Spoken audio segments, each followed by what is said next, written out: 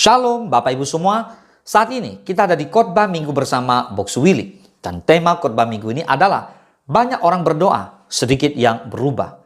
Matius 7 ayat 21 berkata, bukan setiap orang yang berseru kepadaku, Tuhan, Tuhan, akan masuk ke dalam kerajaan surga, melainkan dia yang melakukan kehendak Bapakku yang di surga. Realita yang menarik, kita lihat, hari-hari ini doa ada di mana-mana. Di gereja, di rumah, di grup WhatsApp, di media sosial. Banyak orang berdoa lama-lama. Banyak orang berdoa keras-keras. Banyak orang berdoa penuh air mata. Tetapi karakter tetap sama. Dosa yang sama diulang. Pola hidup yang tidak berubah. Hubungan tetap rusak. Iman tetap dangkal. Pertanyaannya bukan apakah kita berdoa. Tapi mengapa banyak yang berdoa tapi sedikit yang benar-benar berubah. Mari kita bahas. Tuhan tidak menolak doa, tapi menuntut perubahan.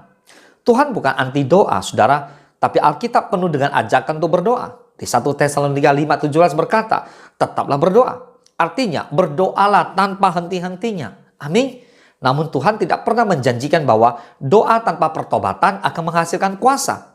Doa tanpa ketaatan akan mengubah hidup. Masalahnya bukan di doanya, masalahnya di hati yang tidak mau berubah itu. Contoh dalam Alkitab, doa tanpa perubahan. Bangsa Israel, banyak ritualnya, minim pertobatan. Yesaya 29:13 berkata, dan Tuhan telah berfirman, oleh karena bangsa ini datang mendekat dengan mulutnya dan memuliakan aku dengan bibirnya. Padahal hatinya menjauh daripadaku. Dan ibadahnya kepadaku hanyalah perintah manusia yang dihafalkan. Lihat, bangsa Israel, rajin ibadah, rajin korban, rajin doa. Tapi tetap menindas, tetap hidup curang, tetap menyembah berhala. Nah, Tuhan tidak terkesan dengan doa yang tidak menyentuh karakter. Yang kedua adalah Raja Saul. Berdoa tapi tidak taat. Di 1 Samuel 15 ayat 22 tertulis begini. Tetapi jawab Samuel, apakah Tuhan itu berkenan kepada korban bakaran dan korban sembelihan sama seperti kepada mendengarkan suara Tuhan? Sesungguhnya mendengarkan lebih baik daripada korban sembelihan. Memperhatikan lebih baik daripada lemak domba-domba jantan. Saul meminta petunjuk Tuhan, Bapak Ibu. Mengaku rohani, menangis di hadapan Samuel. Namun ia tidak taat penuh. Nah, sesungguhnya dikatakan mendengarkan lebih baik daripada korban sembelihan. Jadi Tuhan mau ketaatan kita. Saul ingin berkat Tuhan tanpa tunduk pada perintah Tuhan. Mana bisa? Kita lihat contoh Alkitab tentang doa yang mengubah hidup. Yang pertama adalah Hana, seorang hamba yang luar biasa. Doa yang mengubah hati bukan sekedar keadaan. Hana datang dengan hati hancur, tapi setelah berdoa, tertulis di 1 Samuel 1:18, sesudah itu berkatalah perempuan itu, biarlah hambamu ini mendapat belas kasihan daripadamu. Lalu keluarlah perempuan itu, ia mau makan dan mukanya tidak muram lagi. Keajaiban pertama bukan Samuel lahir, tapi hati Hana yang diubahkan. Yang kedua adalah Zakheus, doa yang diikuti tindakan. Zakheus tidak tercatat berdoa panjang, tapi hidupnya langsung berubah. Lukas 19 ayat 8 berkata, tetapi Zakheus berdiri dan berkata kepada Tuhan, Tuhan, setengah dari milikku akan kuberikan kepada orang miskin. Dan sekiranya ada sesuatu yang kuperas dari seseorang, akan kukembalikan 4 kali lipat. Di Lukas 19 ayat 9 berkata, kata Yesus kepadanya, hari ini telah terjadi keselamatan kepada rumah ini. Karena orang ini pun anak Abraham. Katakan amin. So, pertobatan sejati selalu menghasilkan tindakan nyata. Amin. Nah, lalu pertanyaannya, mengapa banyak orang berdoa tapi tidak berubah? Yang pertama, berdoa hanya untuk situasi, bukan untuk karakter.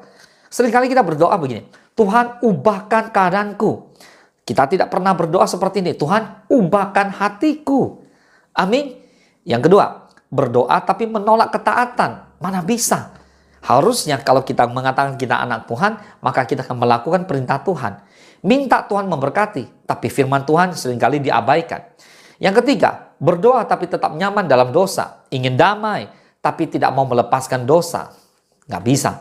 Mazmur 6 ayat 18 berkata, seandainya ada niat jahat dalam hatiku, tentulah Tuhan tidak mau mendengar. Nah, jelas ya. Yang keempat, berdoa tapi tidak mau membayar harga. Tidak mau mengampuni, tidak mau merendahkan diri, tidak disiplin rohani, tidak mau diproses Tuhan. Contoh dalam kehidupan nyata, ada seseorang berkata gini, saya sudah berdoa tiap hari, tapi hidup saya tetap hancur. Lalu ketika ditanya, apakah kamu mau berhenti dari kebiasaan buruk? Tidak. Apakah kamu mau berdamai dan mengampuni? Jawabannya, tidak. Apakah kamu mau taat firman Tuhan meskipun sakit? Jawabannya, ya tidak lagi. Nah, doa ternyata hanya dipakai sebagai pelarian, bukan pertobatan. Bertobatlah. Katakan amin. Nah, sekarang kita bahas bahwa ternyata doa yang benar selalu mengubah orang sebelum mengubah keadaan. Lukas 22:42, "Ya Bapakku, jika engkau mau, ambillah cawan ini daripadaku. Tetapi bukanlah kehendakku, melainkan kehendak-Mu lah yang terjadi."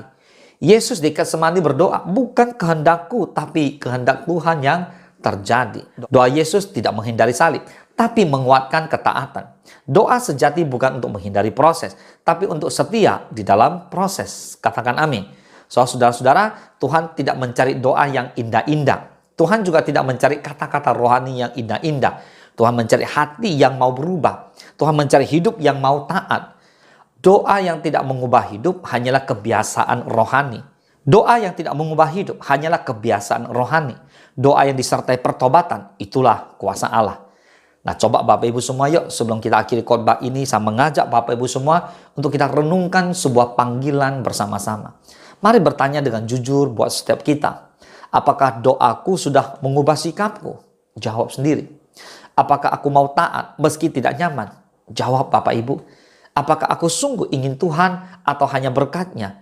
Jawab Bapak Ibu dengan setulusnya kepada Tuhan. Nah, Yakobus 4:8 dikatakan, "Mendekatlah kepada Allah dan Ia akan mendekat kepadamu. Tahirkanlah tanganmu, hai kamu orang-orang berdosa, dan sucikanlah hatimu, hai kamu yang mendua hati." Nah, Bapak Ibu, kalau kita dekat kepada Tuhan, kita datang kepada Tuhan, maka Tuhan akan dekat kepada kita. Mari Bapak Ibu semua, saya mengajak kita semua untuk bersama-sama cari Tuhan, ketuk pintunya. Pasti pintu dibukakan buat saudara dan saya. Mari kita bersatu dalam doa. Bapa di dalam surga, terima kasih Tuhan Yesus. Kami hari ini mau sama-sama ya Tuhan, buat semua rekan yang bergabung dengan kami di khotbah minggu bersama Box Willy secara online ini. Tuhan, kami mau bertobat. Kami mau banyak-banyak berdoa dan banyak-banyak berubah. Persoalannya bukan di depan keadaan kami, tapi hati kami, hidup kami harus punya karakter dan harus mau berubah. Tuhan Yesus, tolong setiap kami agar hari demi hari kami menjadi semakin serupa dengan Kristus dalam kasih-Nya, dalam karakternya. Bila buah-buah yang kami hasilkan adalah buah dari kehidupan kami bersama Kristus. Kami berdoa di dalam nama Yesus. Biar setiap kami dikuatkan dan kami terus bertarung di dalam iman kami agar kami terus mencapai tujuan ilahi, yaitu menyenangkan hati Tuhan. Bapa, kami mau berubah dan tolong setiap kami. Terpujilah nama Tuhan hanya di dalam nama Tuhan Yesus. Kami berdoa dan kami mengucap syukur. Haleluya. Mari sama-sama kita katakan amin. Selamat hari Minggu, Tuhan Yesus memberkati.